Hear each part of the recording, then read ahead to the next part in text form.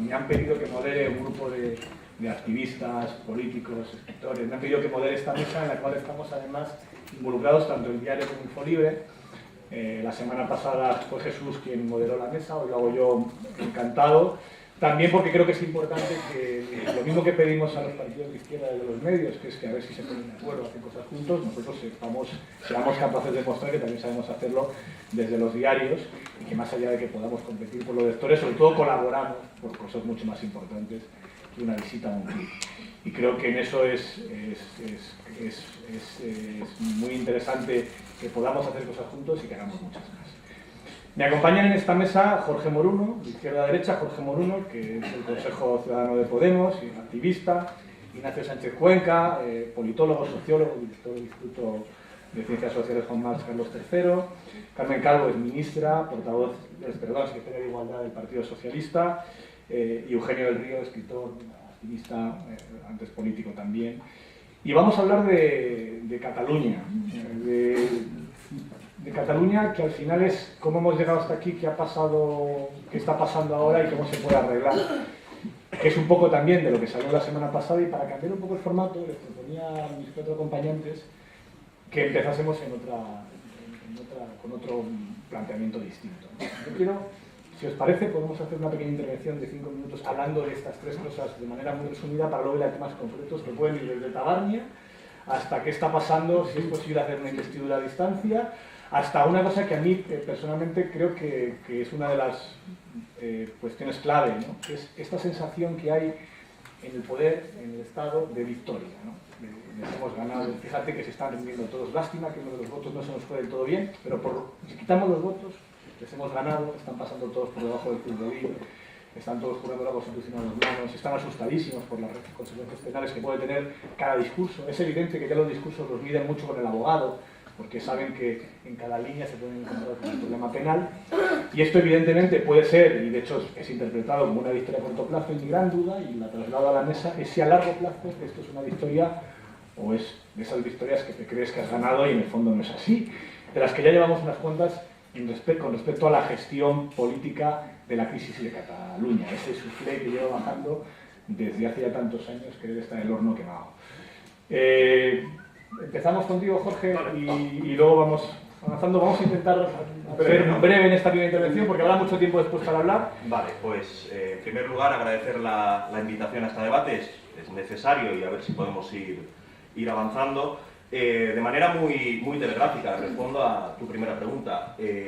Malos augurios, lo que ha sucedido hasta ahora no ha servido para solucionar los problemas, como ya se venía diciendo. Lo que pasa es que el hecho de ir advirtiéndolo no hacía políticamente más verídico evitarlo, es decir, cuando se decía el 155 no lo va a solucionar, las elecciones no lo van a solucionar, porque hay un problema político de fondo. Es decir, que no solo nos podemos quedar en atender a los efectos de lo que sucede, sino que hay que atender a las causas. Y el peor escenario es en el que nos encontramos, aquel en el que se judicializa la política y donde toma fuerza y se instala y se normaliza el discurso policial. El discurso de estrictamente lo legal, el discurso que descontextualiza una genealogía y un recorrido de por qué hemos llegado hasta aquí y por lo tanto cómo podríamos salir de aquí. Y luego esto se parcela luego en distintos problemas, ¿no? El problema que es Cataluña en sí mismo, pero a mí luego si queréis lo desarrollamos, me interesa sobre todo elevar el foco de la cuestión catalana entendida como cuestión española. Es decir, que el problema catalán en realidad es un problema de la España no resuelta, que es el problema histórico que atraviesa nuestro país. Histórico desde hace muchísimo, ya decía Jean-Baptiste Vico, un filósofo del siglo XVIII, que España es demasiado orgullosa de su historia como para trocear su país, pero demasiado débil para ordenarse a sí misma. Bueno, pues en esas estamos. Unos no tienen fuerza para romper, otros todavía no somos capaces de convencer y tenemos que buscar soluciones. Esas soluciones, y ya termino, se van a encontrar, en mi parecer, aunando los dos grandes problemas que atraviesan a nuestro país, que son dos soluciones de la misma moneda, que no son dos cosas distintas, y luego lo hablamos con el tema de la izquierda, que es federar voluntades y blindar lo social, es decir, discutir el modo de convivencia y cómo distribuimos esos recursos. Y creo que ahí hay una de las llaves y lo voy a dejar. Muchas gracias, estoy encantado de estar aquí y también quería agradecer a Pepe San Roma, que es el que primero me habló de estas jornadas y que espero que tengan continuidad, no hablando siempre de Cataluña, espero que podamos hablar de otros temas, pero creo que es una iniciativa necesaria esta de aunar gentes de sensibilidades o corrientes distintas de la izquierda para establecer algunas vías de encuentro y también para que queden claras las diferencias, porque no va a ser esto una concordia universal, ¿no? Pero está bien que se contrasten las diferencias. Yo voy a decir algo parecido a lo que acaba de mencionar Jorge y que no es una opinión cómoda de expresar en España en estos momentos. Yo creo que lo que ha pasado en la crisis catalana es un fracaso de la democracia española, inducido sin duda por acciones enormemente irresponsables por parte de los nacionalistas catalanes. Sin duda, los nacionalistas catalanes han cometido un número de errores enorme a partir sobre todo de las elecciones de noviembre de 2015, cuando no obtienen la mayoría que ellos deseaban y sin embargo siguen a piñón fijo con el intento de llegar a la independencia a través de una política de hechos consumados. Entonces no quiero con esto diluir la responsabilidad de los independentistas catalanes. Pero visto más en conjunto, creo que es un fracaso de la democracia española. Y como sociedad debemos preguntarnos por qué nos ha pasado esto. Porque los problemas de ruptura territorial son muy antiguos, han ocurrido en muchos lugares y en las democracias desarrolladas normalmente no se resuelven con encarcelaciones, represión e intransigencia. Hay otras formas de resolver estos conflictos. Formas que son menos conocidas porque precisamente por ser más pacíficas o por estar más basadas en la tolerancia, no llegan a los titulares de los periódicos en todo el mundo. Cataluña ha estado en todos los titulares de los periódicos de todo el mundo precisamente porque lo hemos resuelto de una manera muy extraña y creo que en España no nos estamos interrogando sobre por qué hemos tenido que hacer las cosas así si se podían haber hecho de otro modo.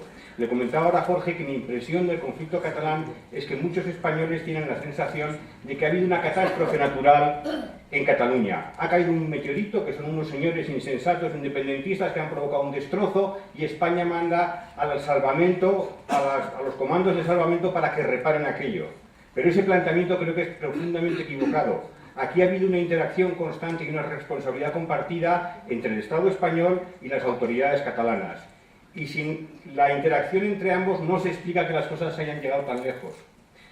Han fallado muchas cosas en nuestra democracia, empezando por el rey, que creo que tuvo una intervención que no era la que le correspondía de un jefe de Estado. Tenía que haber apelado a vías de resolución basadas en el consentimiento y la tolerancia, y no lo hizo. Tomó una posición de parte. Ha fallado, por supuesto, el gobierno de España, que no quiso negociar durante años, a pesar de que mucha gente le estaba advirtiendo de que este problema se venía encima, que no era un meteorito, que era algo que el gobierno podía parar. Ha fallado el sistema judicial escandalosamente. Es un verdadero escándalo que diputados electos catalanes no puedan ejercer la representación sin haber sido condenados porque un juez del Tribunal Supremo entiende que la prisión provisional es más importante que el ejercicio de la representación política. Eso es una aberración democrática. Yo no sé en términos jurídicos, en términos democráticos es una aberración. Ha fallado también el Tribunal Constitucional, que ha tenido una interpretación dogmática del asunto nacional y nos ha conducido a este choque de trenes que estamos lamentando ahora mismo.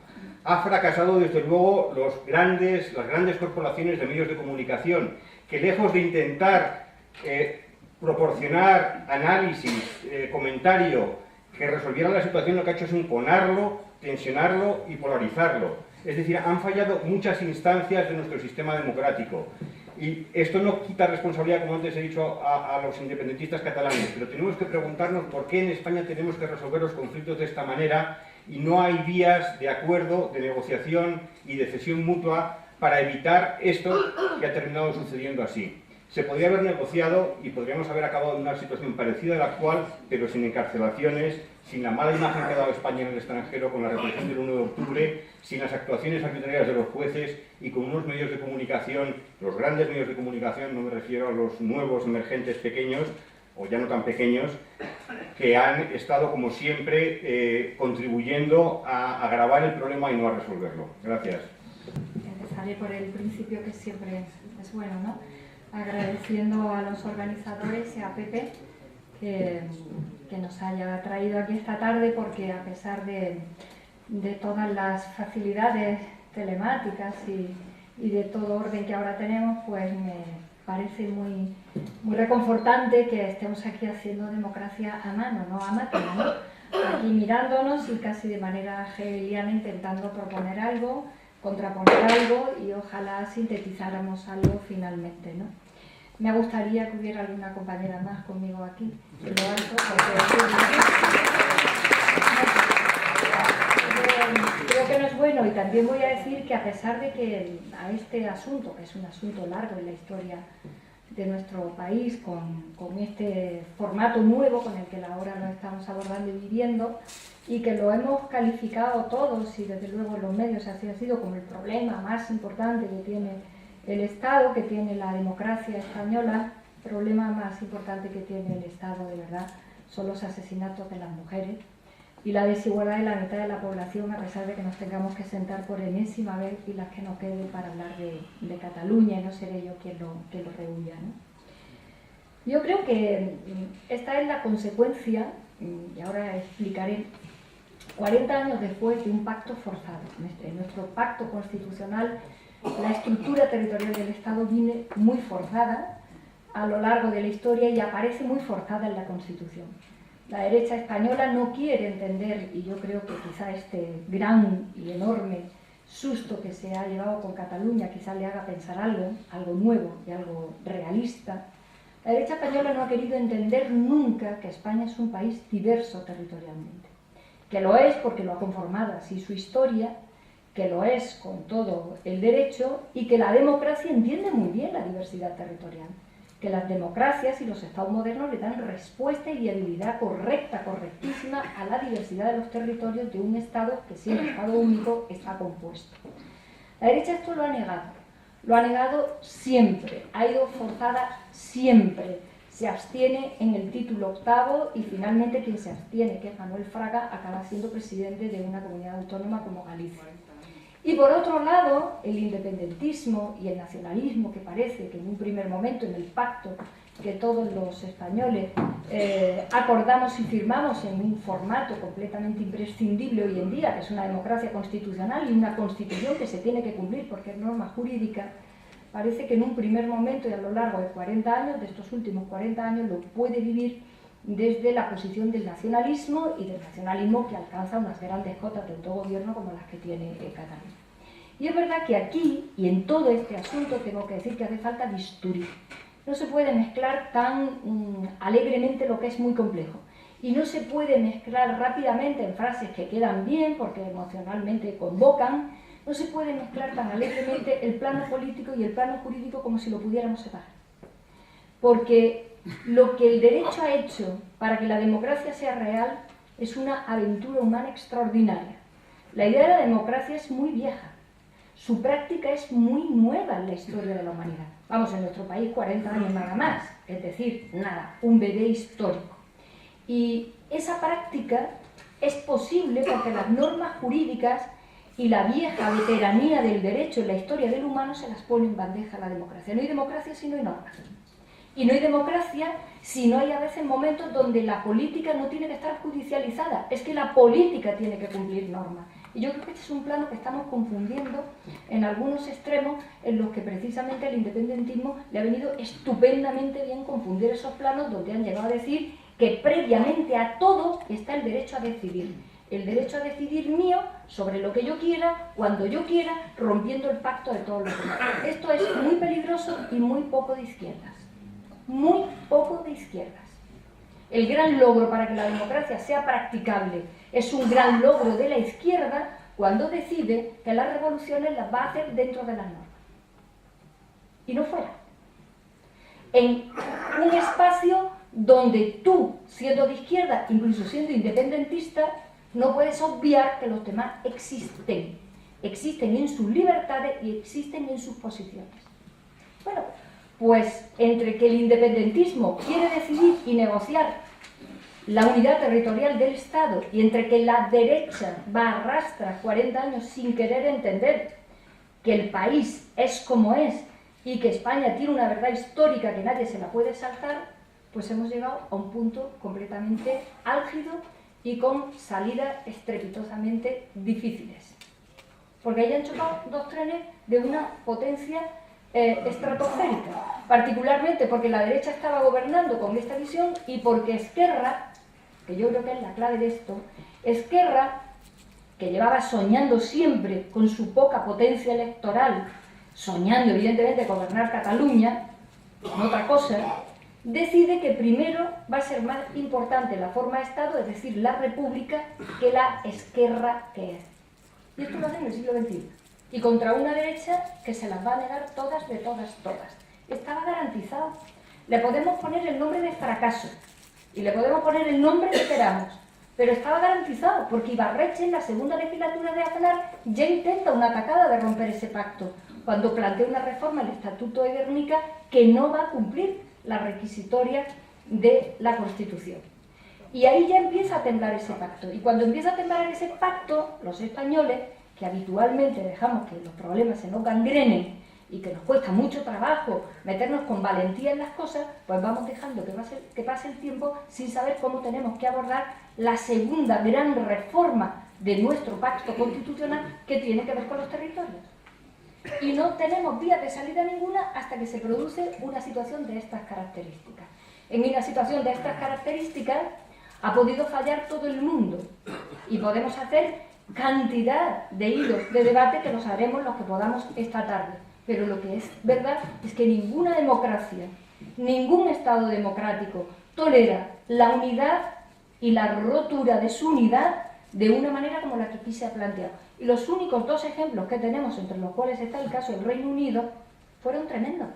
Tremendos. Allí no es que hubiera un cese de cargos, allí es que hubo un batallón con 500 paracaidistas. Sí, paracaidistas, prácticamente los que invaden un territorio. Así que yo, más que como un fracaso de la democracia, lo vería como una consecuencia de una situación histórica que no acabamos de atacar y que no la acabamos de atacar de frente, y desde luego con una derecha absolutamente incapaz de enterarse de una realidad que ellos prefieren recrear porque les ha ido además electoralmente muy bien. Es más, el tema de Cataluña lo alargarán todo lo que puedan porque les estará tapando otras de las muchas vergüenzas que sí que tienen que ver con una agenda de izquierda y que sí tendrían que ver con esa parte de Esquerra republicana, que muchos pensamos que tiene que seguir siendo Esquerra si queremos encontrarle a esto algún tipo de salida. El cuadro actual nos ofrece dos elementos que no siempre están presentes en las situaciones políticas y que realmente son dignos de estudio. Uno es el de la figura de los adversarios complementarios, es decir, de los contendientes en una lucha determinada que al actuar consiguen, mejor o peor, reforzarse ellos mismos, pero al mismo tiempo refuerzan al contrario. Esto, como digo, ocurre con cierta frecuencia, pero no es tan común, tan corriente, ¿no? Y luego otro aspecto que también hace muy singular la situación actual es el hecho de que una polarización parcial consigue hacerse dominante. Es decir, los seres humanos, en Cataluña o en cualquier otro lugar, están hechos de sentimientos nacionales, de identidades nacionales y de otros muchos rasgos distintivos. Lo curioso en una situación como la actual es que uno de estos elementos identitarios, el sentimiento de pertenencia nacional, se convierte en un elemento dominante y en cierta forma condiciona a todos los demás e incluso consigue taparlos y subordinarlos, ¿no? No se habla ya apenas de problemas sociales, del estado del bienestar, de 20.000 problemas que competen a la política pública. Y para colmo, todo esto ha producido una situación bloqueada, en la que ninguna de las dos partes contendientes tiene fuerza para dominar realmente a la otra parte, menos aún para hacerla desaparecer. Con todo esto quiero decir que estamos ante un panorama verdaderamente curioso, que tendríamos que hacer muchas sesiones como esta para poder entrar un poco más a fondo en sus peculiaridades, ¿no?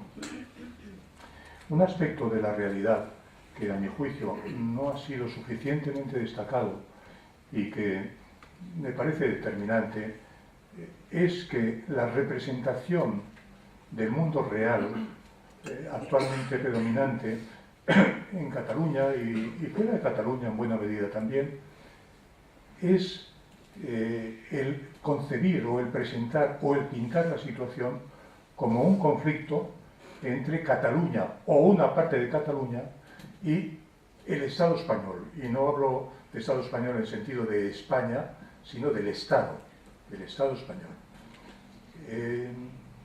Yo entiendo que este es un problema real y es un conflicto real. Hay un conflicto ahí, pero me parece que no es el más importante. A mi juicio, España, desde Cataluña, no puede ser tratada como una realidad puramente exterior. España está dentro de Cataluña. La mitad de Cataluña es España, es española. Tiene un sentimiento de identidad española y se siente unida, y cada vez más unida a lo largo de estos 5 años de proceso, se siente unida al resto de la población española. Este es el gran problema para el independentismo. Los gobiernos en España pueden cambiar. La distribución de fuerzas políticas hoy no es ciertamente favorable en el conjunto de España para las reivindicaciones independentistas. Pero todo eso puede cambiar. Lo que parece difícil que cambie es la constitución sociocultural de la sociedad catalana. Y ese es el gran problema del independentismo. Y a mi juicio, frente a ese problema, no es el referéndum pactado o no pactado o regalado, lo que se quiera, no es la solución.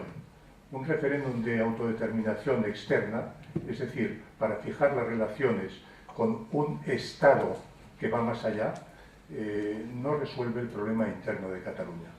El problema interno de Cataluña requiere un pacto en la sociedad catalana en la que unos y otros cedan en favor de una nueva convivencia, y mientras esto no se produzca estaremos ante una situación de vencedores y vencidos, insatisfactoria por definición para los vencidos. Esto es lo que quería decir.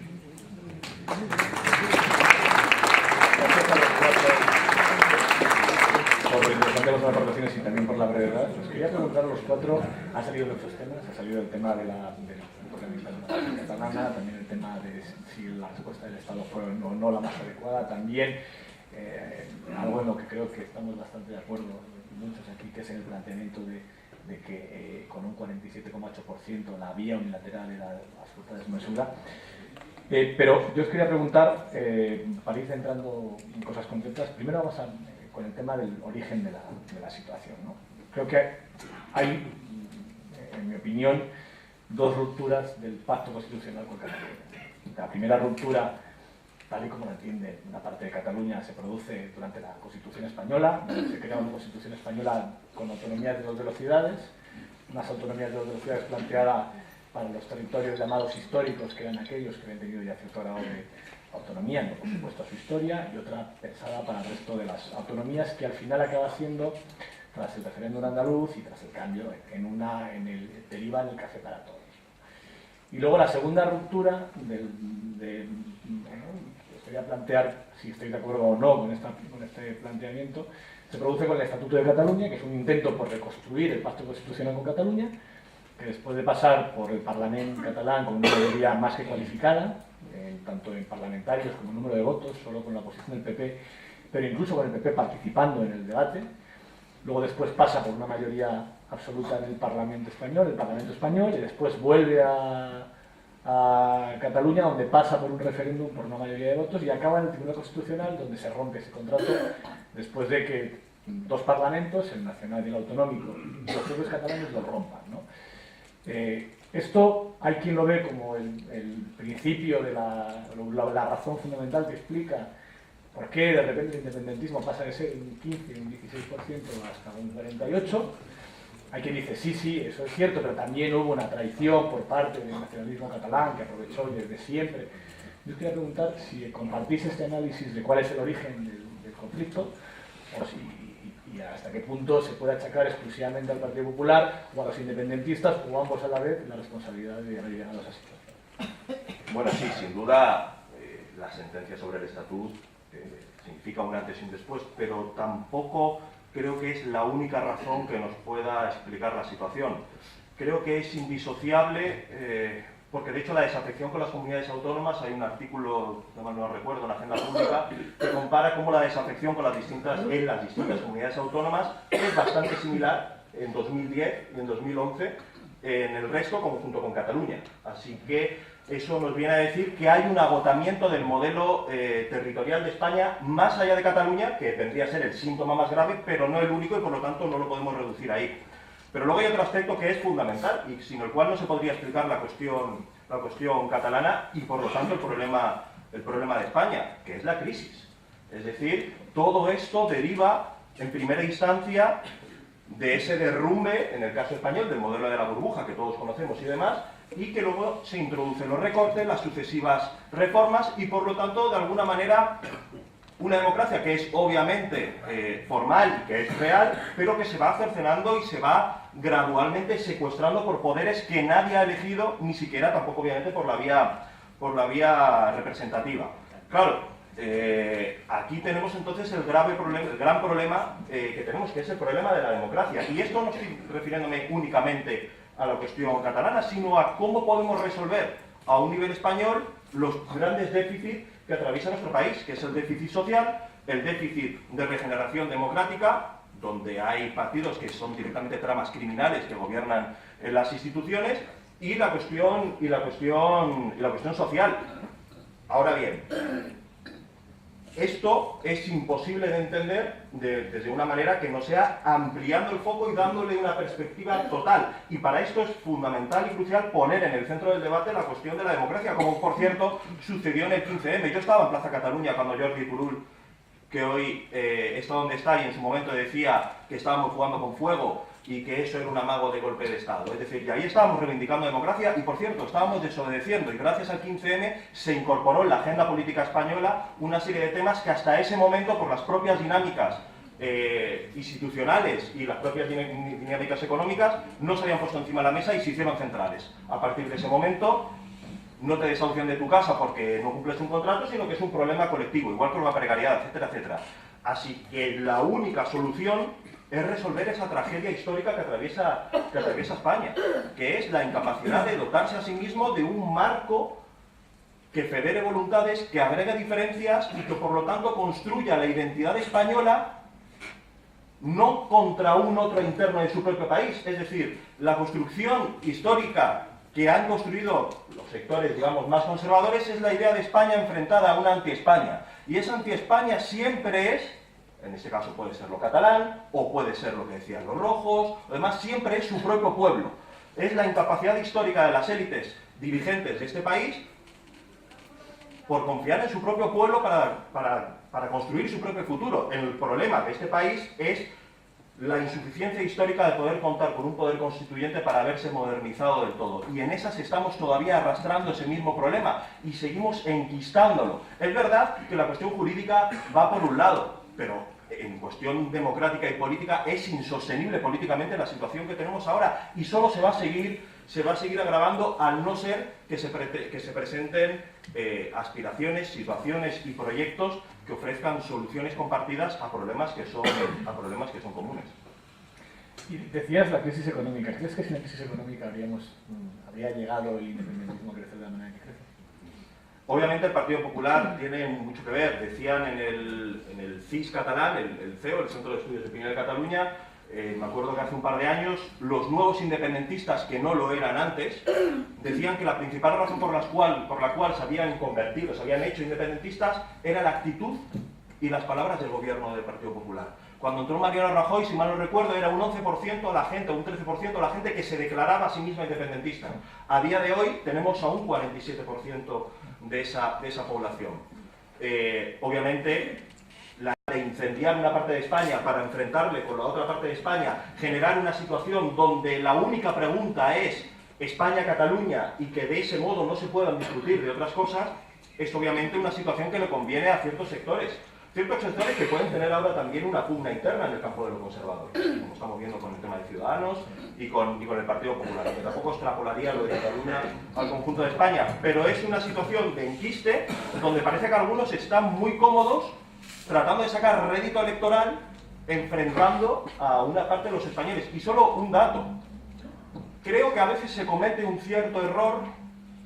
Puede servir para firmar una posición cuando se dice simplemente se están tapando con las banderas para no hablar de los problemas reales. Eso puede ser una parte cierta, pero también es cierto que hoy no creo que Cataluña sea más de derechas que hace un mes. Ni la parte independentista ni la parte de la corona metropolitana que ha votado a Ciudadanos. Porque esa es la misma gente que cuando la pregunta que está en juego en la votación, aquella que parte la disputa política, es si se puede cambiar España, votaron abrumadoramente por Cambio. Los mismos barrios que han votado a Ciudadanos son los mismos barrios que votaron a Ada Colau.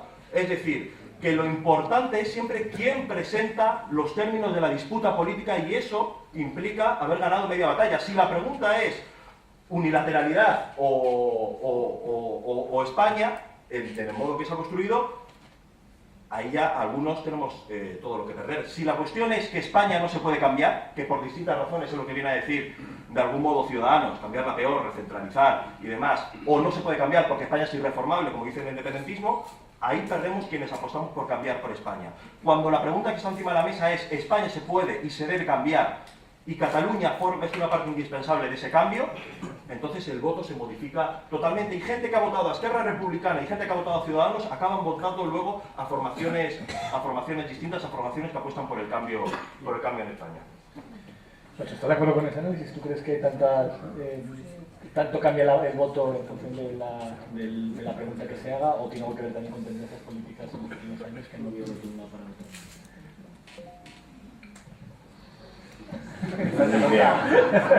Bueno, pues entonces te pregunto por lo otro. Por el origen. No lo he estudiado, o sea, hay que investigarlo, hay que cogerse los datos y mirarlo. No hay datos todavía para mirar eso, no lo siento. Entonces, sobre la pregunta sobre el Tribunal Constitucional, evidentemente, como apuntaba ya Jorge, sería simplista pensar que todo este follón político en el que estamos inmersos procede de una sentencia de un Tribunal Constitucional. Esto es mucho más complejo. Y como antes preguntaba, yo creo que si no hubiera habido crisis económica no habría llegado el independentismo a los niveles que hemos visto.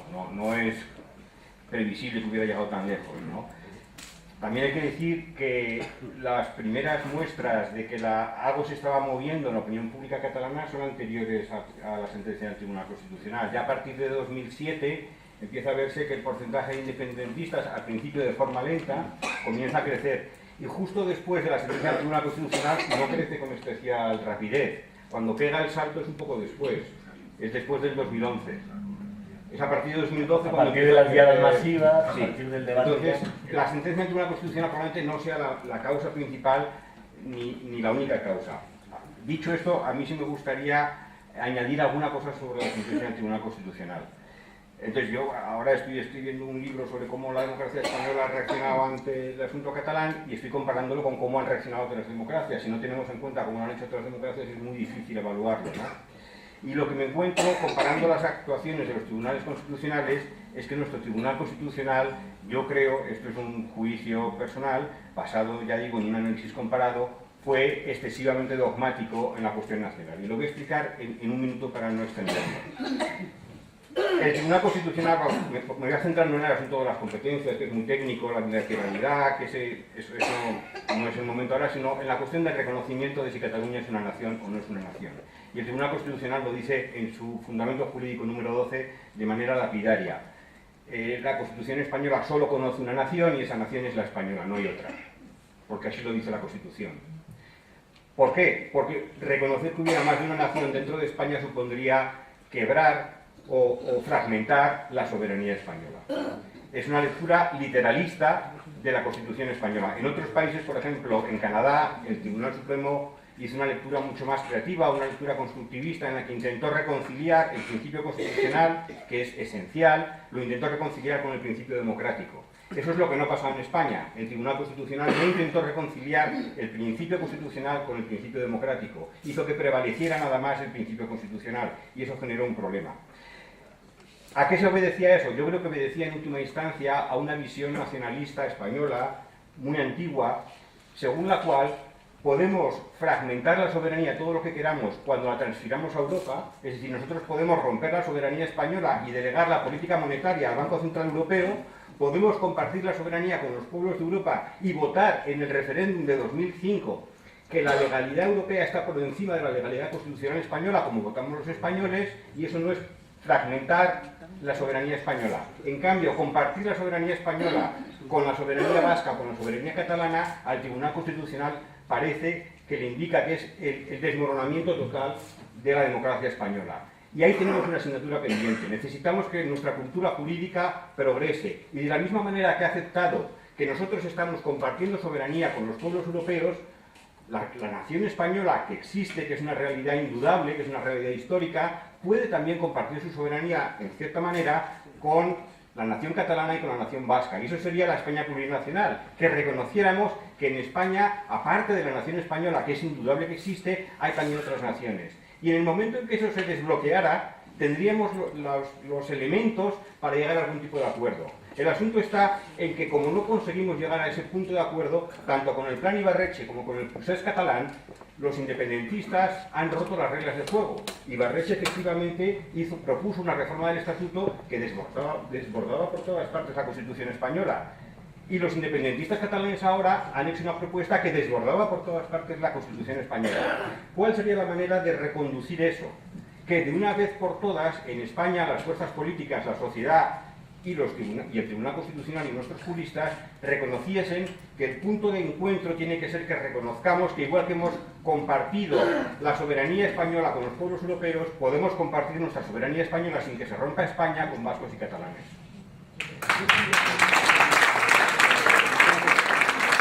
Hablando de elementos de la nación, de la Constitución, sabéis que en la Constitución aparece un término que luego tuvo que aparecer en el diccionario posteriormente, que es nacionalidades. Nacionalidad en castellano de toda la vida significa el que es oriundo de. Nacionalidad es española o, si me apuras, castellana, española. Y que eso ahora, si vas al diccionario de la RAE, nacionalidad, además eso es, dícese, de aquello que aparece en la Constitución, que no deja de ser un razonamiento circular. Como no tenemos la palabra para llamarlo, porque no se le puede llamar nación, se tuvo que recurrir a los eufemismos para poder llamarle nacionalidad y no generar un encaje que, sin embargo, da la impresión de que en algunos, repasando por ejemplo los debates parlamentarios de cómo fue la Constitución, que en algunos aspectos incluso los planteamientos plurinacionales, sin utilizar esa palabra, de los debates constitucionales previos, son más aperturistas de lo que a veces se percibe en el Parlamento. No sé, Carmen, cómo ves tú este debate, también el del Estatuto, y si crees que por la vía de la palabra y del reconocimiento nacional hay algún tipo de solución para la cuestión catalana. Yo creo que todos sabemos que en la política, como en la vida, a veces va por delante la realidad y luego la justificación, y otras veces al revés. Quiero una cosa y la justifico a posteriori, no seamos ingenuos, ¿no? La sentencia es un punto de agarre importante, evidentemente, pero hay muchas cosas previas antes de la sentencia. Por cierto, quiero decir que los partidos nacionalistas en Cataluña no se sienten incómodos cuando el texto constitucional entra en vigor, y no se sienten incómodos porque tenemos que recordar que es Pujol quien no quiere un concierto para Cataluña. Es decir, a veces a todos nos gusta forzar las cosas para encontrar que lo que tú piensas, pues la vida y la realidad te va dando las razones. Pero Cataluña ha estado muy cómoda en España y tiene un tramo extraordinario de estos 40 años donde está cómoda con su estatuto, donde crece, donde además el resto de España está cómoda y reconocida como un territorio apoyante y vanguardista en muchas cosas, y no es verdad, es Pujol el que no quiere ese modelo. Y hablamos de esto habría ocurrido si no ha ocurrido la crisis, esto habría ocurrido si el partido que sostiene de verdad Cataluña, la antigua Convergencia, no tiene los problemas de corrupción que tiene y se desequilibra por los cuatro costados hasta el punto que ya va por el tercer nombre, y en este momento está afrontando una situación completamente esquizofrénica con Puigdemont y unos pocos por un lado y el resto arrastrando, habiendo sido el partido más votado en el ámbito del independentismo. Es que todo esto también hay que verlo, porque ahora nos puede resultar más o menos fácil o atractivo mirar hacia detrás y hacia adelante con una cierta alegría. Pero es que hay muchas cosas en la política catalana que van conduciendo a querer una ruptura con el Estado por muchas razones, no solamente por la crisis, porque también hay partidos que... Esquerra crece electoralmente antes de estos últimos resultados, y este último, que para él ha sido frustrante porque pensaba que iba a ser la fuerza más votada en el campo independentista, pero hay que recordar que Esquerra Republicana va creciendo en respaldo en su propio territorio a medida que se está incorporando y trabajando en las instituciones del Estado común de todos los españoles, en las Cortes Generales. Yo esto lo he vivido con los diputados de Esquerra. Es decir, que frente a la idea de España no nos concierne, las instituciones de España no son nuestras, crecen electoralmente cuando están trabajando aquí, en el Congreso de los Diputados. Hay un reflejo importante, es decir, esto se podría haber reconducido a otro sitio. Y hay que decir una cosa muy importante. Yo creo que lo que no le puede volver a ocurrir a España ni a ninguna democracia es que después de hablar los ciudadanos en un referéndum, nadie lo rectifique. Esto no puede ser. Cuando los ciudadanos hablamos en unas elecciones y emitimos un veredicto con datos, y cuando nos pronunciamos en un referéndum, dicho en Román Paladín, eso va a misa en democracia. ¿Pero qué ocurre? Nosotros teníamos un recurso previo de inconstitucionalidad, ¿verdad?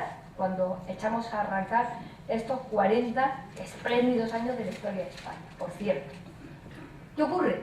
Que lo empezamos a utilizar como ariete de oposición política hasta el punto de que hay que hacerlo desaparecer de la ley procesal del propio Tribunal Constitucional. Y nos quedamos sin un parapeto que para las democracias es muy importante. Miren ustedes, los grupos parlamentarios pueden legislar con la fuerza que tengan para hacerlo, pero si alguno o algunos ven que la ley que se está fraguando es inconstitucional, me voy y se lo pregunto al Tribunal Constitucional antes de que salga el BOE y genere efecto.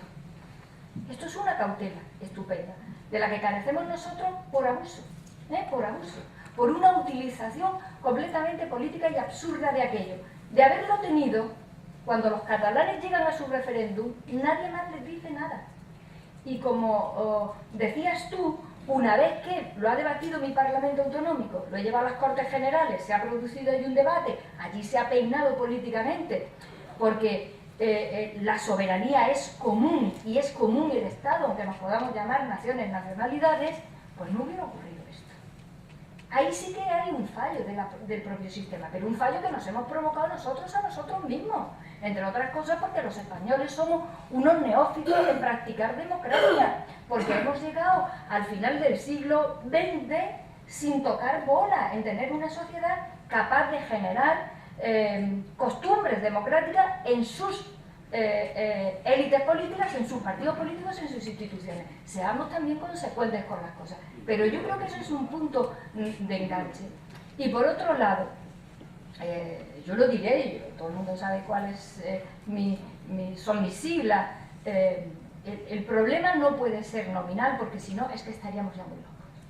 Y la Constitución utiliza la palabra nación, patria, país, regiones y nacionalidades históricas.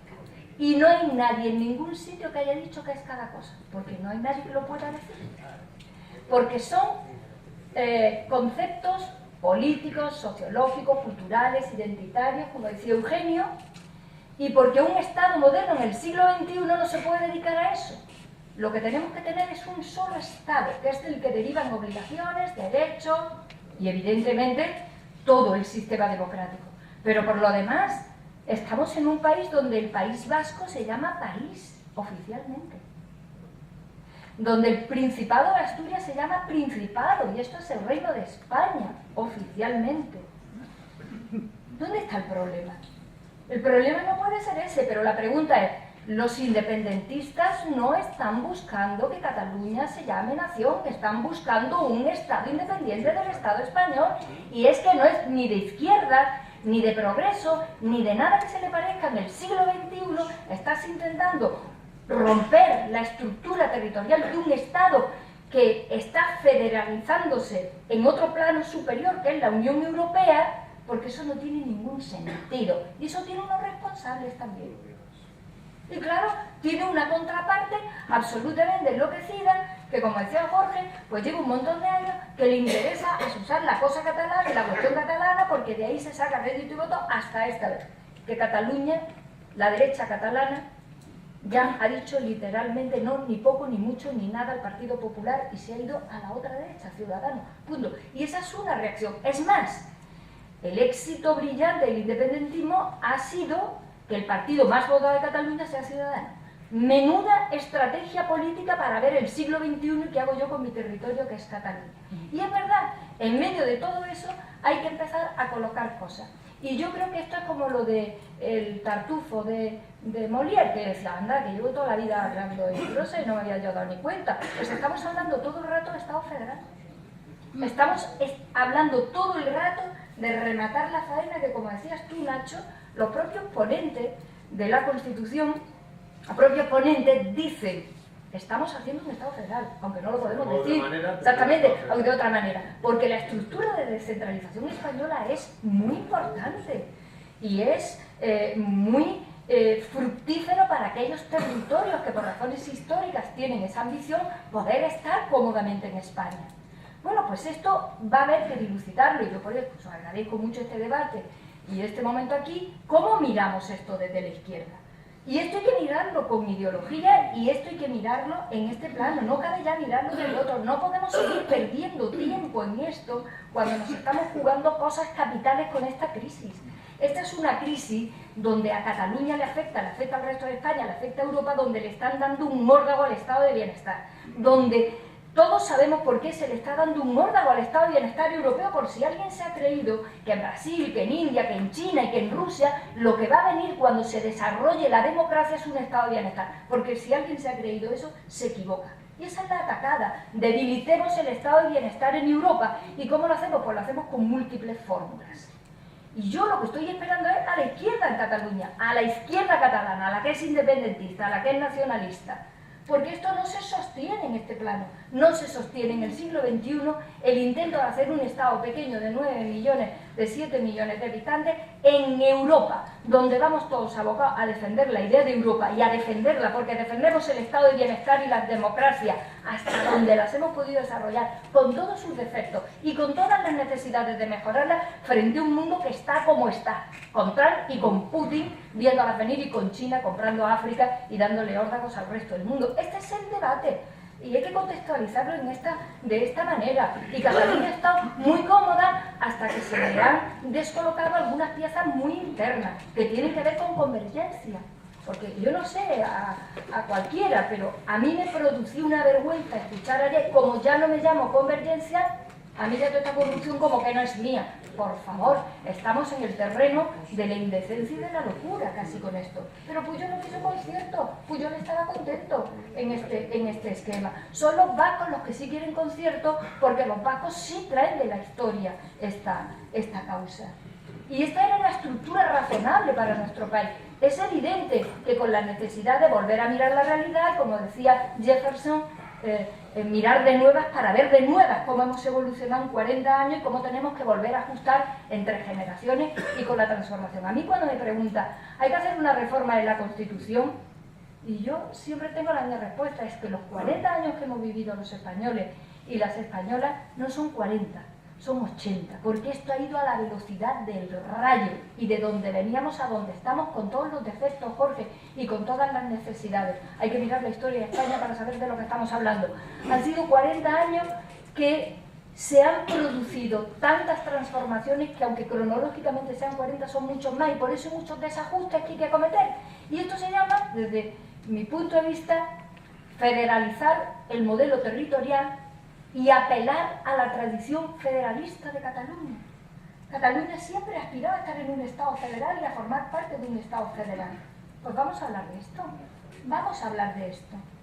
Y reconozco que el único fallo, no de carácter solo político, ahí sí que hay un mix entre la política y el Estado de Derecho, es decir, el elemento jurídico de la democracia, que es la clave de la democracia, que es no haber tenido recurso previo para que a los catalanes pasados por su referéndum no se les hubiera dicho a lo que habéis dicho que sí, pues es que no, porque en democracia cuando hablamos nosotros, todos, ya no hablan nadie. Quería Nacho la palabra.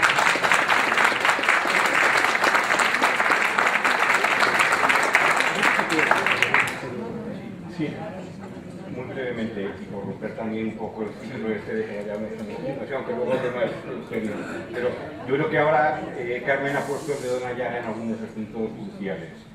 Y algunos, bueno, para no ocupar mucho tiempo, el central, decía Carmen con toda la razón, el reconocimiento nacional o el principio de que Cataluña es una nación no va a convencer a los líderes independentistas, eso es evidente. Los líderes independentistas están en lo que están.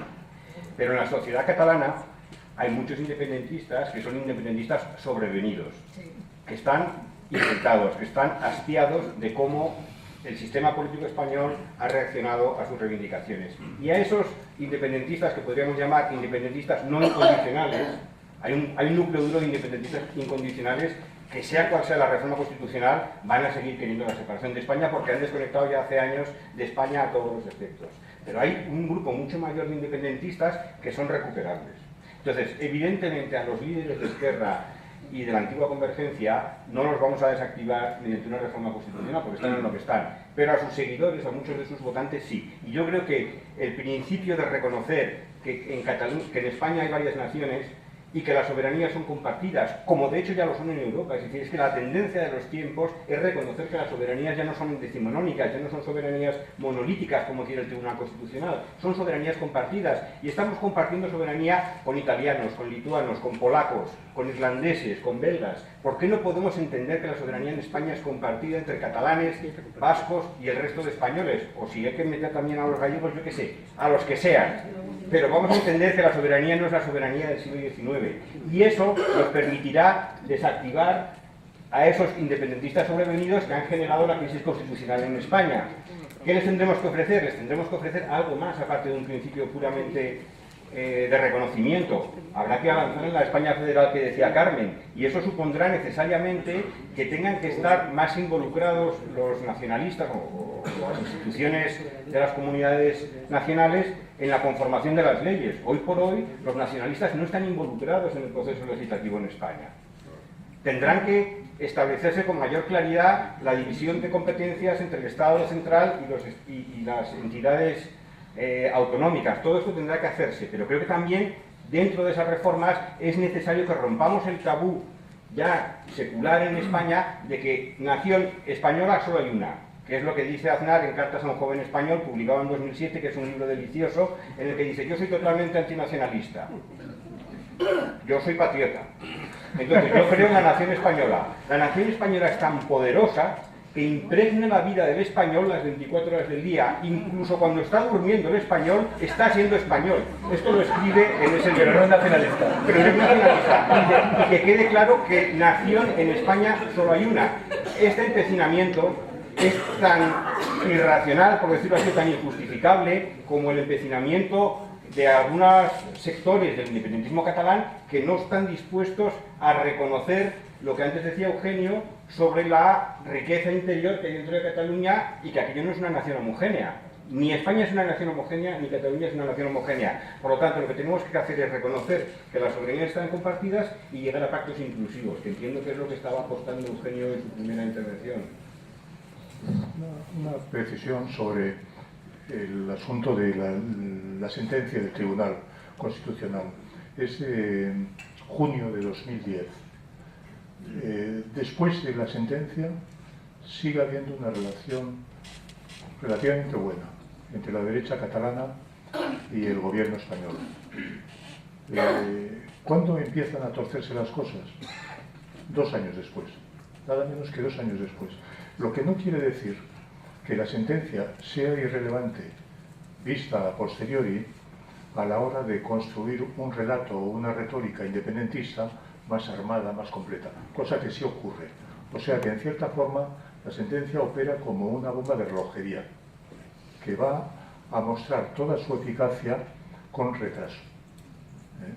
Bueno, esto por un lado. Yo quería quitarle algo de importancia o darle una importancia más relativa a los episodios que constituyen el lanzamiento del nuevo independentismo.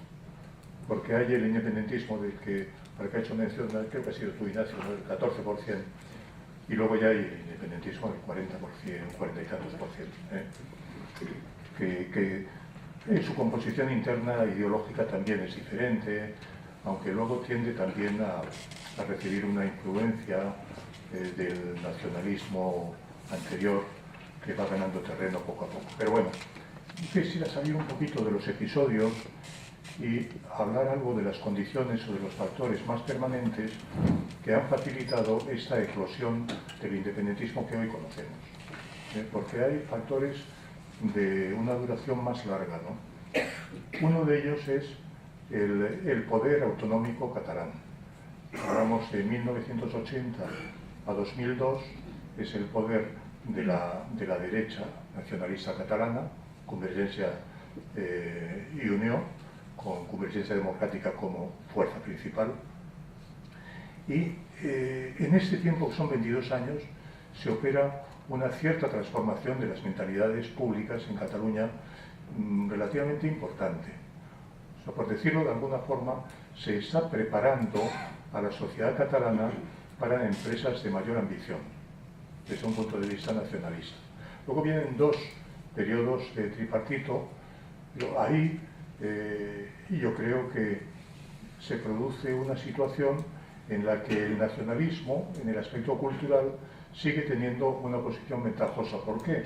Pues porque el PSC, en parte por ingenuidad y en parte porque tiene un ala nacionalista en su interior, que es bastante fuerte, como luego se pudo comprobar, cede nada menos que la educación y la cultura a Esquerra Democrática, a Esquerra Republicana, que aprovecha esa posición en el gobierno para realizar una tarea nacionalizadora de las conciencias.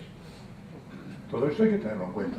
Lo mismo que hay que tener en cuenta que la derecha española, tal como emerge de la transición, jamás vio a Cataluña con un mínimo de empatía, de comprensión, de deseo de buscar una nueva unidad. Siempre ha habido una relación de desconfianza. Y creo que es un signo característico de la derecha española que viene desde el 77, 76, la que viene desde antes. Cataluña siempre ha sido sospechosa para la derecha española, ¿no? Y cuando se hace la Constitución, en parte, esa rigidez extrema, que me parece casi un fenómeno que habría que estudiar psicológicamente, esa rigidez extrema para las posibilidades de reforma de la Constitución, por ejemplo, esa hostilidad que en ese periodo se muestra frente a la idea federal, yo creo que está mostrando un temor, una actitud defensiva que va a ser muy contraproducente, no solo respecto a Euskadi, sino también, y creo que más aún, respecto a Cataluña. Hay unas difíciles, cuando no malísimas relaciones, hay unas relaciones oportunistas. Y yo te doy y tú me das. Se apoyan los gobiernos españoles en la derecha catalana, nacionalista, para mantener los gobiernos. Y a la vez hacen ciertas concesiones, doutes, y todos ganan. Hay problemas también de duración, de larga duración, ¿no? Y luego la crisis económica es un acelerador, lo mencionabas tú, Jorge. Es que entre la sentencia del Tribunal Constitucional y la diada de septiembre de 2012 hay dos acontecimientos importantes. Uno, la creación de la Asamblea Nacional Catalana, muy importante, porque el Òmnium Cultural existía desde 1965, 65 si no me acuerdo mal, ¿no? Sí, en el 65, si yo no me acuerdo mal. Y era una cosa muy comedida, bueno, tuvo sus momentos, ¿no? La Asamblea Nacional Catalana nace con la idea de la independencia. Y entonces se abre un frente ante el gobierno que le va a presionar mucho. Y le va a presionar y se va a resolver al modo en que se resuelven esas cosas no solo en Cataluña, sino en otros sitios, tratando el gobierno de comprar a la ANC. Y la ANC se convierte en una especie de partido en la sombra que en cierta medida está condicionando la labor del gobierno. Son dos cosas, pero dos cosas muy imbricadas, ¿no? Primer episodio importante de ese periodo intermedio entre la sentencia del Constitucional y la diada de septiembre de 2012. Segunda cuestión importante, cuando se rodea el Parlamento. Una experiencia que, según dicen los que lo vivieron desde el lado del Parlamento, les hizo pensar que había que buscar una solución. ¿Y cuál era esa solución? Sumarse a la corriente principal. que la estaba marcando la Asamblea Nacional Catalana. Entonces yo creo que estos episodios sí son muy importantes y nos llevan al periodo ya decisivo, que es entre septiembre de 2012 y ya el correr de 2013. Ahí es cuando tenemos ya el nuevo independentismo con capacidad para crecer en el resto de la sociedad. Yo sitúo así el calendario.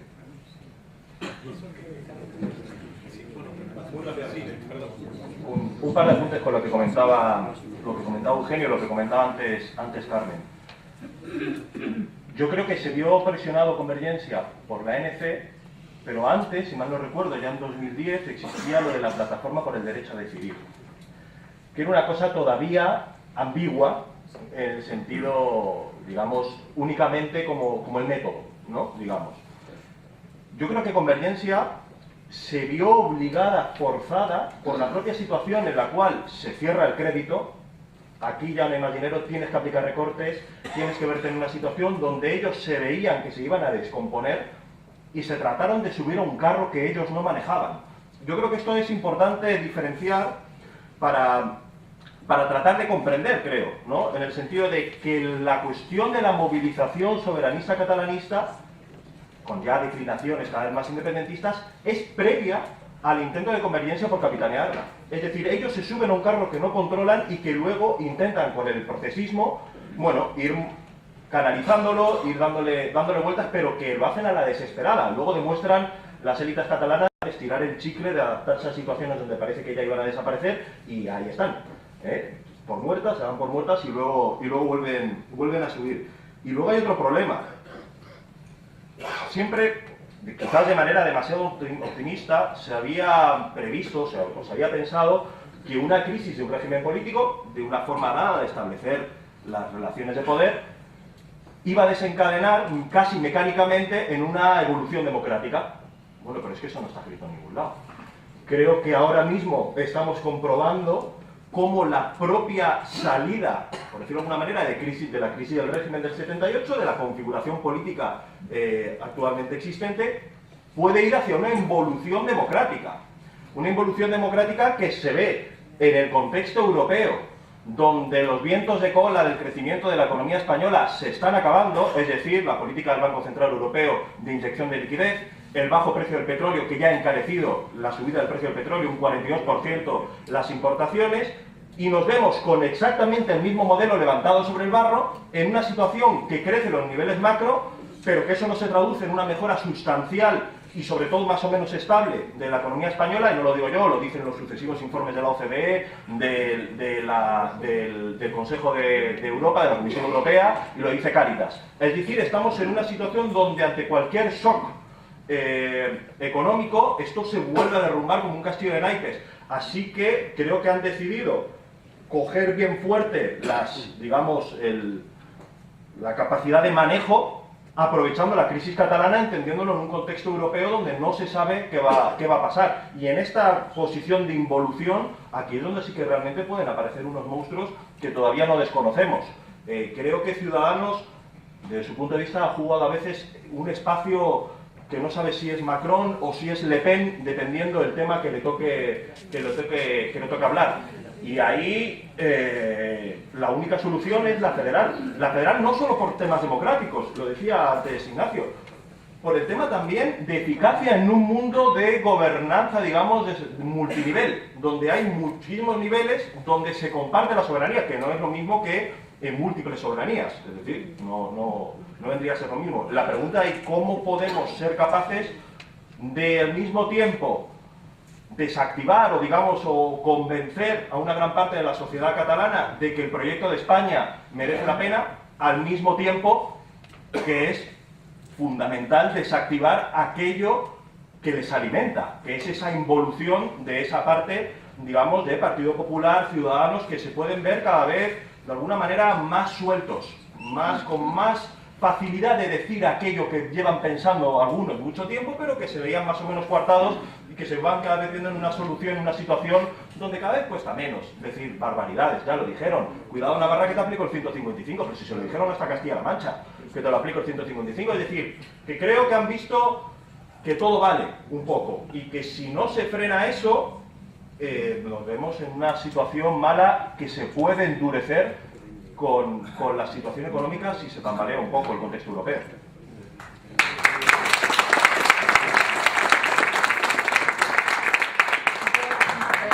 Quería decir una pequeña cosa sobre algo que ha puesto Eugenio Lavisa, me parece muy interesante, y otro breve comentario. Sobre la rigidez de la reforma de la Constitución, porque me parece que es un asunto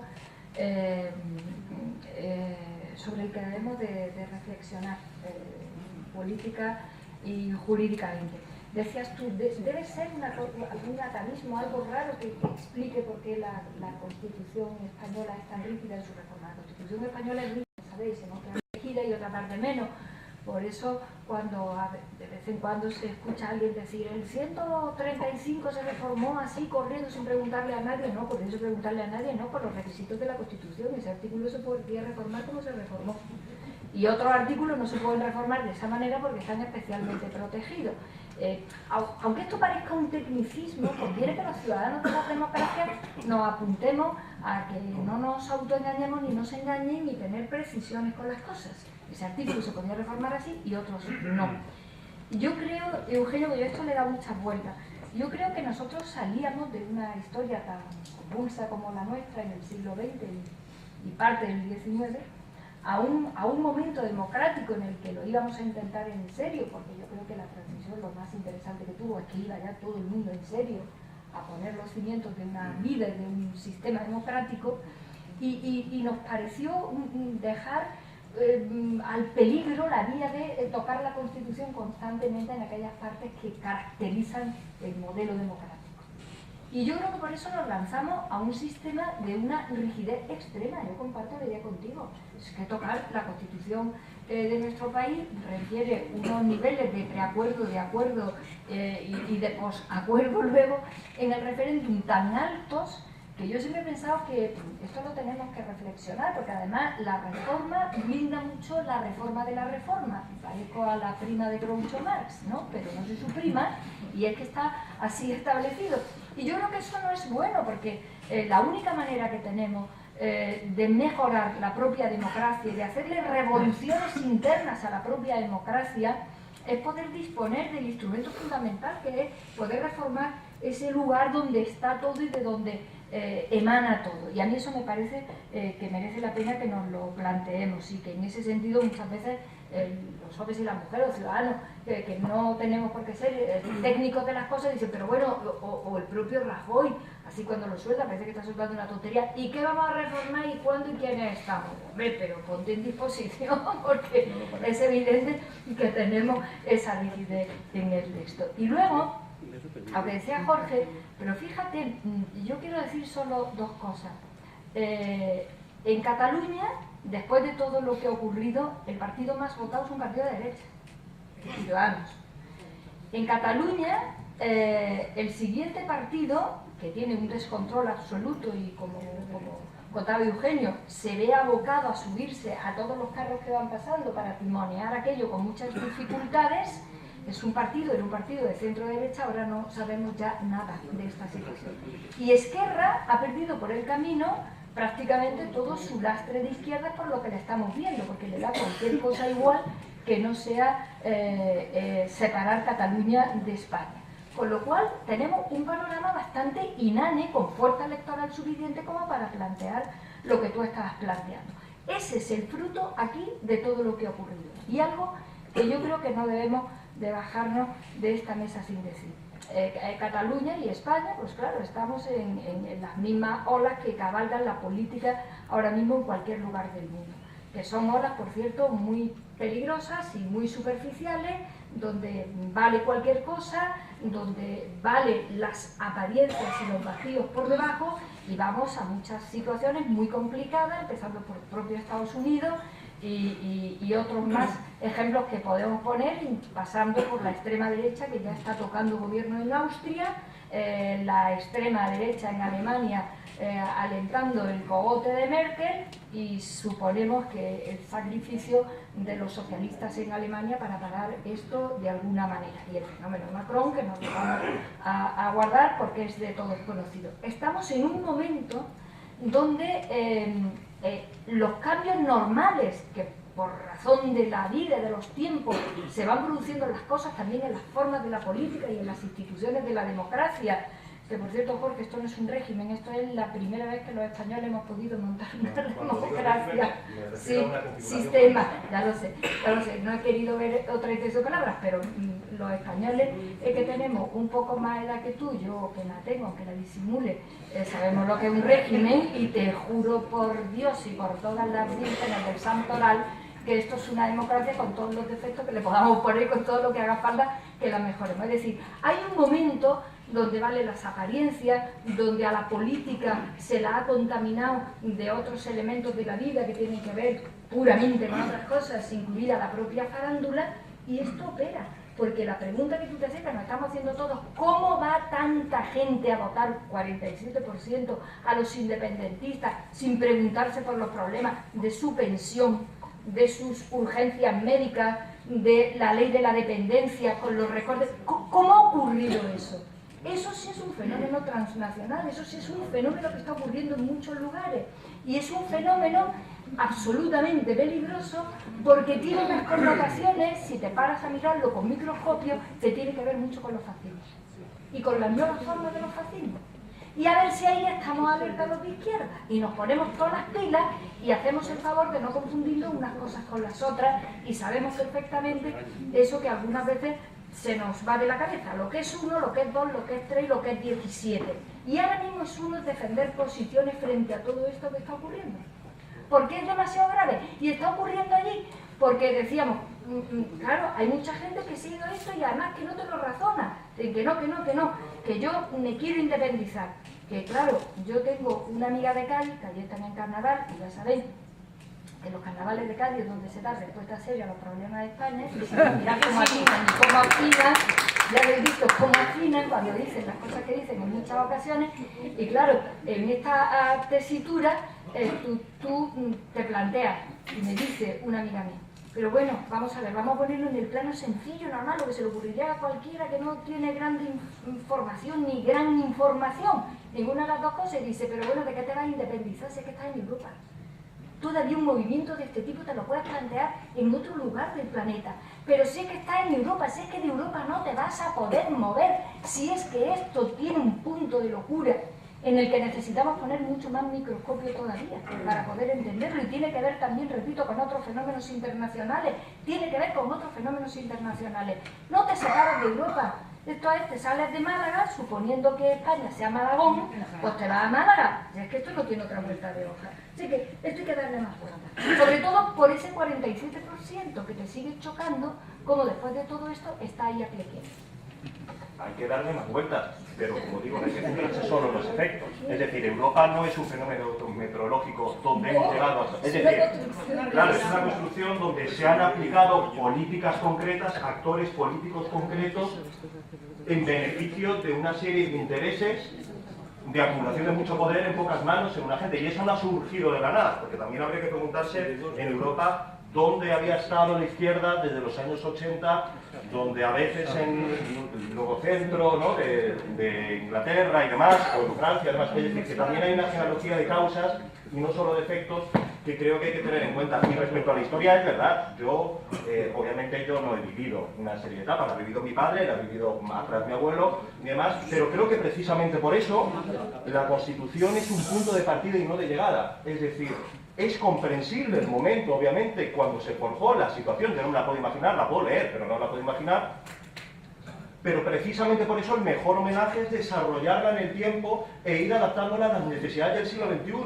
porque si no podríamos caer en un error de pensar que cuando se dice que hay que adaptar el marco de convivencia, cuando digo marco de convivencia no solo lo catalán, o sea, la cuestión social, de derechos y demás, pensiones, etcétera, a veces podríamos caer en el error de decir, tú no sabes lo que fuiste el pasado, cuidado, que no sé qué, y creo que ya estamos en una situación en la cual podemos abrir más o menos ese melón y poder discutir como un país maduro, democráticamente maduro, sobre qué convivencia deseamos. Pero no, pues por supuesto que no te metes en nada, estamos en un debate y antes de dar el turno a Eugenio quería plantear una cuestión que creo que además nos viene bien para cerrar antes de dar turno que todos estéis de acuerdo en que hace falta algún tipo de reforma constitucional. Todos reconocéis, que lo que explicado muy bien Carmen, la dificultad que tiene el propio modelo para hacerlo.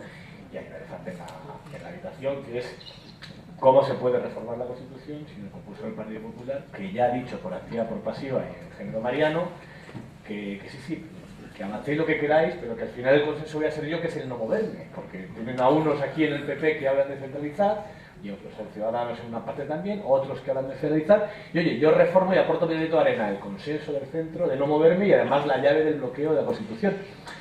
Y si toda la solución a Cataluña se fía a una reforma constitucional bloqueada por el Partido Popular, ¿qué puede hacer la izquierda, los partidos de izquierda nacionales aquí presentes, Podemos, PSOE, por solucionarlo? Empezamos por ti. Bueno, y aparte querías decir algo de lo de antes. Sí, no, una pijadita. Simplemente quería decir que todos nos movíamos los que estábamos, los que tenemos edad para haber estado entonces, todos nos movíamos en una incertidumbre total, en el 77, 78. O sea, no conocíamos a la sociedad. Y eso es un elemento muy importante a la hora de enjuiciar y de analizar los comportamientos del mundo político seminuevo, semi-heredado, que se fue formando en el 77. No conocíamos a la sociedad. Aquí ha habido trabajos de Foessa, que yo creo que es lo mejor que había entonces, ¿no? Pero incluso la naturaleza de un sondeo cualitativo, por decirlo, por orientarnos en la dirección de lo cualitativo, bajo una dictadura, es difícil, ¿no? Parece que hacen falta unas condiciones de libertad de expresión de cierto nivel, ¿no? Bueno, no conocíamos a la sociedad, y los padres de la Constitución y los que pactan la primera Constitución, la que hay, bueno, la del 78, van a tanteos, pero como ocurre con todo, las autonomías no están previstas. O sea, todo es puro tanteo. A veces he solido leer, es que había un proyecto de una reforma determinada, que va a haber un proyecto. Era todo tanteos y eran conversaciones con Alemania, con los Estados Unidos, y eran negociaciones con los partidos principales. Era todo tanteo. Y la Constitución adolece de algunos efectos de este tipo, ¿no? La distinción entre las reformas reforzadas y las no reforzadas, pues quizá tiene sentido. Yo no soy partidario de andar cambiando las constituciones, pero si hay una conciencia de que 1978 es todavía una fase incipiente de un nuevo sistema político, y que necesariamente tendrá que ser sometido a reconsideración una o dos generaciones después, tenía que haberse hecho algo más flexible, yo creo, ¿no? Y ahora nos encontramos con ese problema añadido que no nos hace ninguna falta. Bastante complicado es todo, sin que encima haya que conseguir una mayoría de 2/3 con el Partido Popular y los Ciudadanos, que sabemos que es imposible. O sea, ya no es que sea imposible un referéndum pactado, es que un cambio federal de cierta envergadura hoy es imposible, es impracticable, ¿no? Y eso sitúa a la sociedad en una situación que me parece anómala. Y de cara a una negociación con las instituciones y con la sociedad catalana, me parece muy malsano. Que a la hora de negociar sería, sí, tenéis razón en esto y en esto otro, pero es que no puede ser. ¿Cómo que no puede ser? O sea, el principio democrático, ¿dónde queda? Bueno, esto es lo que quería añadir. ¿Tú crees que aparte de la reforma constitucional hay otras vías para una solución política en el conflicto con Cataluña?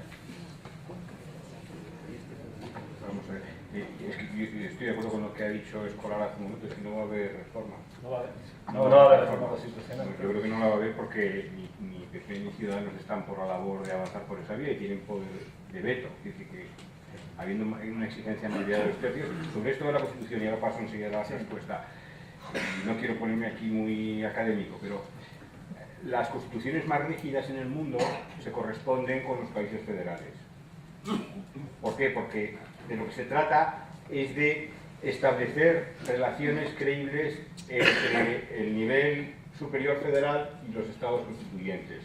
Y para que eso no se desestabilice, no entre en periodo de turbulencia, se establecen constituciones muy rígidas. La constitución más rígida que hay es la de Estados Unidos. a pesar de lo cual ha tenido muchas reformas. Esto lo digo con datos comparados. Entonces, el modelo español es totalmente paradójico, porque nosotros tenemos un problema territorial, tenemos un sistema que se inspira en el modelo federal y tenemos, por lo tanto, un sistema de enmienda muy duro.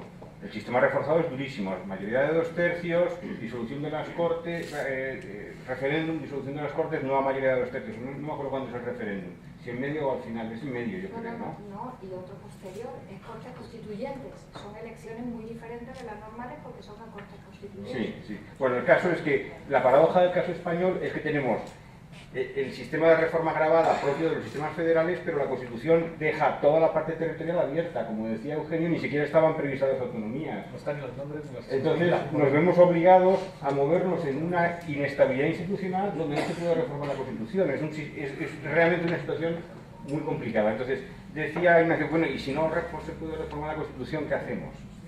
Bueno, yo voy a dar aquí no una respuesta de qué se debería hacer, porque no lo sé, sino una respuesta de qué creo que va a pasar.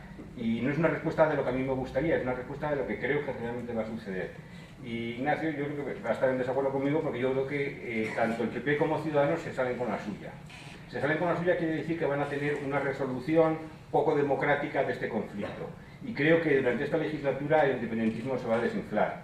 Porque el independentismo, recordémoslo, crece en el contexto de la crisis donde grupos sociales, cada uno de ellos con intereses muy diversos, proyectan sobre la idea del Estado catalán todos sus anhelos y deseos.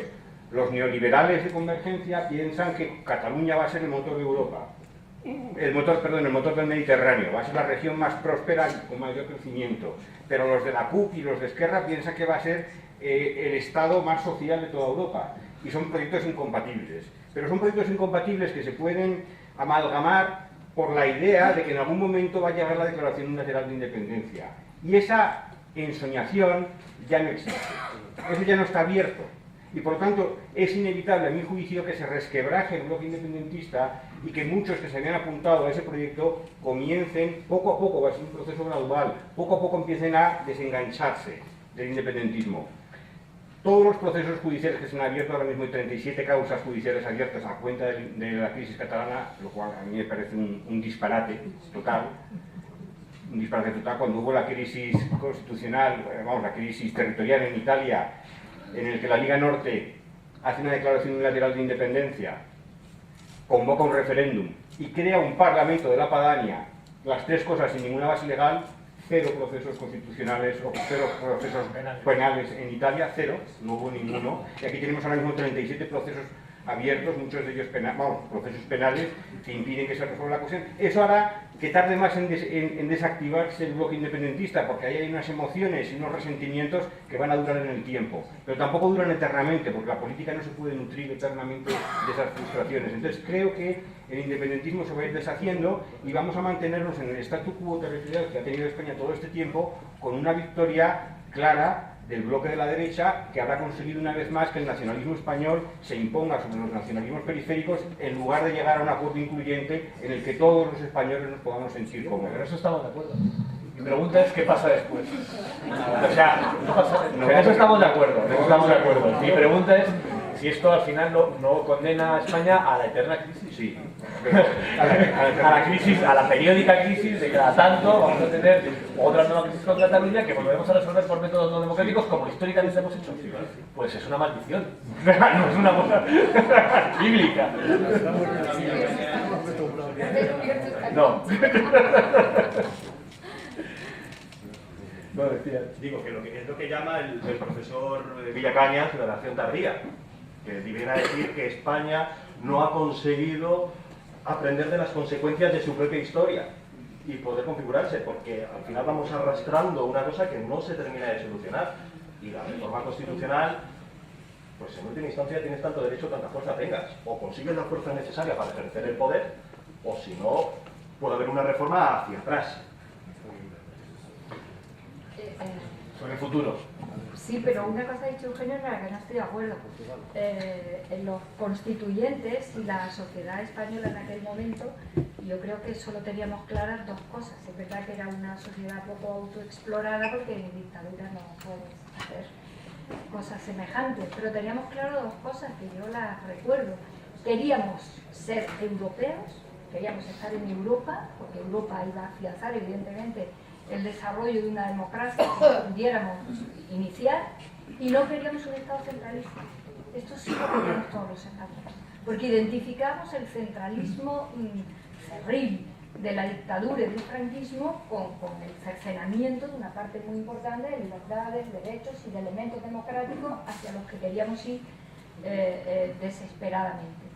Y en ese sentido yo creo que la Constitución, el problema con las autonomías no lo tiene tanto, es un título octavo farragoso y difícil porque no sabía qué territorios finalmente se iban a ir conformando, quitando los históricos, ¿no? Galicia, País Vasco y Cataluña, y la verdad es que Andalucía le cambia el paso a todo el modelo, porque nadie espera que Andalucía vaya a salir con la potencia con la que Andalucía nace, que en este momento el estatuto la reconoce como una nacionalidad histórica, el estatuto andaluz. Pero sí, porque lo que se establece en el título octavo eso es un procedimiento de reconocimiento del derecho a la autonomía política para los territorios, y naturalmente el proceso ya está en marcha y eso está claro. Lo que no sabíamos, como decías tú, es cuántos territorios van a acabar quedando, no sabíamos si iban a ser 17 o 14, porque lo que se ponía era a disposición del pueblo español la posibilidad de utilizar un derecho que para nosotros era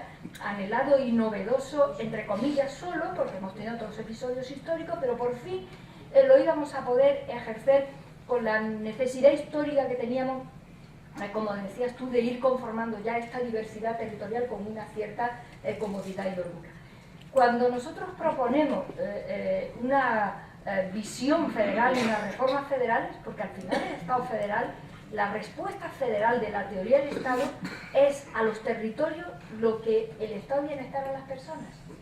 O sea, el Estado de Bienestar nos trata a todos por igual y a todos distintos, porque si yo me tengo que operar 5 veces porque tengo una salud quebrada, consumo de sanidad pública y tú no porque no la tienes. Los impuestos son iguales y yo consumo en mi diversidad lo que necesito. Bueno, pues el Estado federal le responde a los territorios en un formato parecido de respeto a la igualdad y a la diversidad, que es la misma reacción que al Estado de Bienestar. Nosotros cuando hacemos esta propuesta la hacemos porque va a llegar. Yo os lo digo que va a llegar. Tardará, porque tenemos a una derecha y a Ciudadanos que pretenden recentralizarlo todo, porque en esto ha cogido la bandera que tenía Esperanza Aguirre, la han cogido.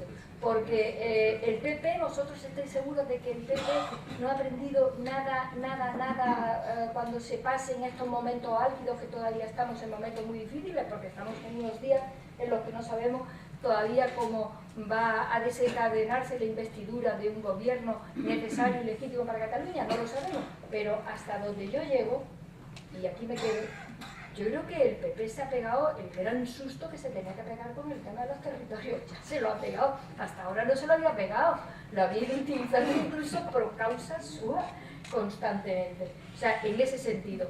Y luego hay otra cosa en la que yo estoy echando memoria de la transición, de la parte de la transición que viví. La rigidez dificulta mucho, todos lo sabemos, pero baste que la corriente se abra paso y, como decía Jorge, las generaciones de españoles tenemos que hablar unos con otros, porque tenéis todo el derecho del mundo, la gente joven, a ver reflejadas muchas cosas de los cambios de la evolución y del derecho que tenéis a incorporar muchas cosas. Oye, y esto ya se sabe cómo funciona en la vida y en la política. Se abre paso la idea de esa necesidad porque no hay otra. Y la Constitución norteamericana no nos sirve, porque la Constitución norteamericana no se toca, no la tocan nunca. Es modelo anglosajón, no está tocada. Lo que se le hacen es añadir y necrosar. Ese modelo no nos sirve. Nosotros tenemos que modificar el texto. Ese modelo de mutación no existe en nuestro esquema. Hay que tocarla. Y es verdad, es muy rígida, como las federales, y copiando en parte a la ley fundamental de Bonn, a la Constitución alemana, porque estábamos haciendo un modelo territorial federal en el fondo. Y porque el federalismo, de las muchas cosas buenas que tiene, es la obligación de coordinarse los territorios, la claridad de las competencias y la lealtad de ese pacto. Y termino. Los españoles no hemos hecho nunca un pacto territorial. Nuestros constituyentes deciden, sin tener territorios, salvo los históricos, que pactamos en ese modelo que es el de las autonomías.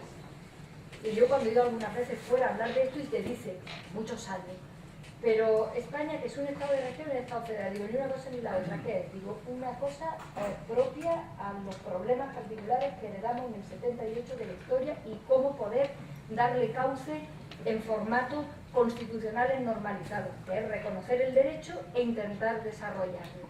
Bien, sería la primera vez que los territorios se separan. Esta es la ventaja que esto tiene. Sería la primera vez que los territorios se sientan legítima, democráticamente, necesariamente. No se han sentado los territorios hasta ahora. No se han sentado.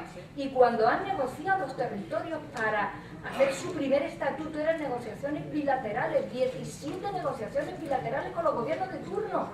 Y hace falta sentarse todos y al mismo tiempo. Y esa es la ventaja que esto tiene.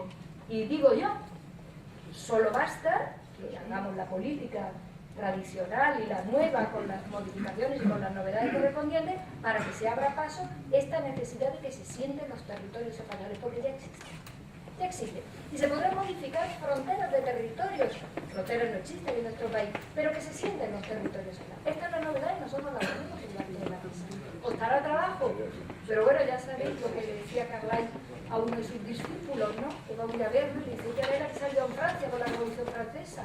Y le dice, pues no se ría usted, Dice, porque Rousseau publica su maravilloso ensayo sobre el origen de la desigualdad, que es la propiedad privada en la Academia de Dijon, dice, y la segunda edición de su libro se hizo sobre el pellejo, se editó sobre el pellejo de los que ya pasaron por la guillotina. Es decir, que no podemos decir que no podemos sacar esta idea adelante porque esta es una idea necesaria, así que costará lo que cueste. Eugenio, ¿quieres concluir antes de pasar a la pregunta? Porque no concluimos porque nos quedan las preguntas. Santo contradiciendo a Carmen como tratando de precisar es que es un problema que a mí me ha inquietado mucho, ¿no? O sea, cómo se construye un régimen político, no lo digo en un sentido peyorativo, por supuesto, como lo haría el régimen de la Quinta República Francesa o de cualquier otro. ¿Cómo se construye un régimen político con un nivel de conocimiento tan bajo de la sociedad? El franquismo tuvo algunos éxitos. Uno de ellos fue el hacer muy opaca la sociedad. Para mí, de los grandes éxitos, no digo que lo buscara deliberadamente y que aplicara políticas específicas para conseguirlo, no. Es el resultado de una dictadura, ¿no? En que la sociedad civil carece de capacidades para expresar lo que lleva dentro, ¿no? Entramos en el 77 sin tener mucha idea. Estoy de acuerdo contigo en que había un sentimiento europeísta bastante extendido, sobre todo en las ciudades, por supuesto en una Cataluña evidente, pero más allá de eso no está muy claro. El deseo de autonomía tampoco lo veo claro. En La Rioja había una voluntad autonómica, en la región murciana existía.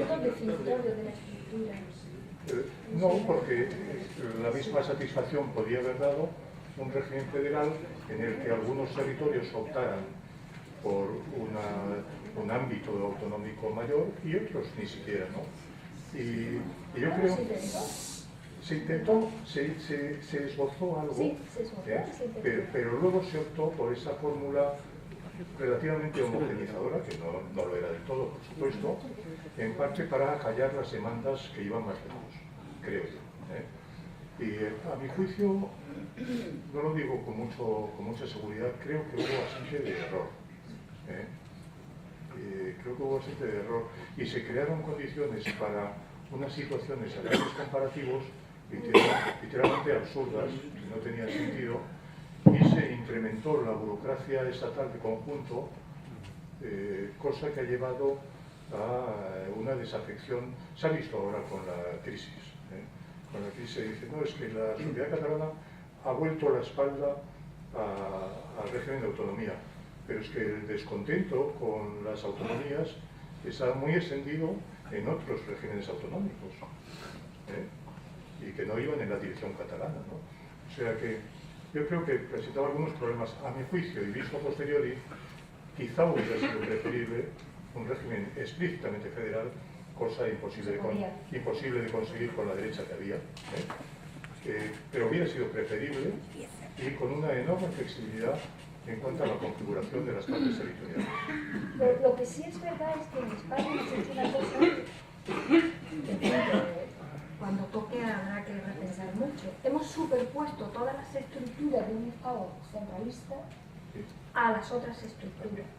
Y habitualmente lo que se dice es, bueno, las autonomías han generado unas potentes estructuras, que es verdad, porque son imprescindibles para que funcione, y cargamos la mano sobre esa novedad de la historia de España, que es la historia política, jurídica y administrativa, ¿no?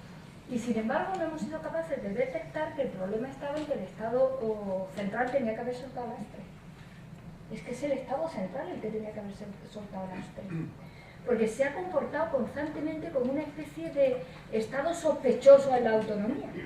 Es una especie como de sospecha. Como el colesterol bueno y el colesterol malo. Efectivamente, cuando los gobiernos autonómicos se conforman con el mismo procedimiento de legitimidad, de legalidad y de fuerza electoral en parangón con el otro. Es verdad que el gobierno de España gobierna toda España, las competencias que tiene, y los autonómicos en su territorio. Pero ¿qué le quita de democracia un gobierno a otro? Si le da la posibilidad a un ciudadano de elegir lo que él quiere para una cosa y para otra, y a veces incluso con dos partidos políticos distintos cuando votas. Esta es una reflexión que hay que hacer, porque va en la línea del respeto a todo esto, una especie de sospecha de la autonomía, hasta el punto de que muchos ciudadanos descubren que el presidente o la presidenta de una autonomía es la primera autoridad del Estado en su territorio. Y esto como que les resulta una cosa que no saben, ¿no? Es decir, que en ese sentido, digámoslo así, se ha hecho lo que se ha podido para recoger velas de un problema profundísimo en la historia de España, pero claro, con notables vías de agua. Por esa razón proponemos, mucha gente lo que proponemos, volver a mirar esto, volver a replantear esto, yo creo que con una experiencia básicamente positiva de poder vivir diversos ciudades de los españoles. Es que la experiencia ya la tenemos y no la habíamos tenido nunca en esto. Es fundamental en este debate, no me refiero aquí físicamente, sino en el debate colectivo que estamos teniendo en España con Cataluña, que moderemos los términos. Yo creo que no se puede hablar de golpe de Estado. No se puede hablar de golpe de Estado. No podemos decir que en Cataluña ha habido un golpe de Estado, ni los independentistas pueden decir que la democracia española es una farsa y que esto es un régimen autoritario. Las dos cosas son excesivas. Un golpe de Estado requiere violencia y coacción, si no, no es un golpe de Estado. Tiene que haber una amenaza de violencia al menos. En Cataluña no ha habido esa amenaza de violencia, de toma del poder violento en caso de que hubiera una resistencia a sus planes. Lo que yo creo que como hay que caracterizar el problema catalán es como una crisis constitucional muy profunda. Y en muchos países, en muchas democracias ha habido crisis constitucionales. Y a veces se fuerzan las cosas, se fuerzan las leyes. Pero las crisis constitucionales no se resuelven penalmente y no son golpes de Estado. Y aquí tenemos un problema de legalismo en la cultura política española que tenemos que desactivar. Usted que me preguntaba dónde está el 155. Pues el 155 termina en el momento en el que el Parlamento de Cataluña, de manera legítima, de manera legal, invista a su futuro presidente o presidenta, como es lógico.